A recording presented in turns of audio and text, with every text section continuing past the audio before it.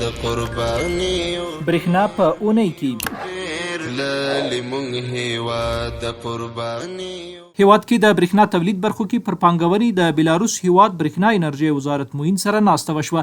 د افغانستان برېښنا شرکت مالی چارو رئیس ښاغلي رسول جواد د بیلاروس هیواد برېښنا انرژي معین ښاغلي ډینیس مور سره ناسته وکړه. ناسته کې د برېښنا تولید برخه کې د پانګونې راجلبونې په موخه د افغانستان برېښنا شرکت اړوند مسؤلینو له لوري ورته د شته فرصتونو، هیواد کې د برېښنا اړتیا کچې او ګڼو نورو برخو په اړه معلومات وړاندې شول.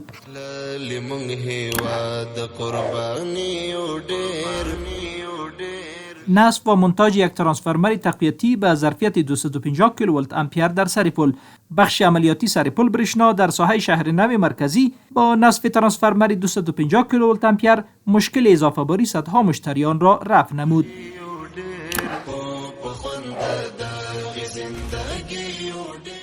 هلمند کې د 113 کیلوولت برېښنالیک مزي اصلاح پروژې د پام وړ پرمختګونه کړي. د افغانستان برېښنا شرکت لوړ ولتاژ ریاست پیاوړو تخنیکي کارکونکو د هلمند دوراهید څخه تر لښکرګاه سب سټیشن پورې د 113 کیلوولت برېښنالیک مزي زاړو انسلیټرونو پر ځای نوي انسلیټرونو نصب او غني برخې تنظیم کړي.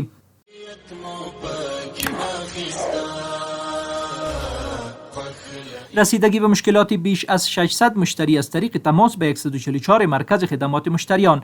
به تمام مشکلات مشتریان مذکور به موقع رسیدگی شده است. از مرکز خدمات مشتریان 144 به شکایات و مشکلات مشتریان در تمام کشور رسیدگی می شود.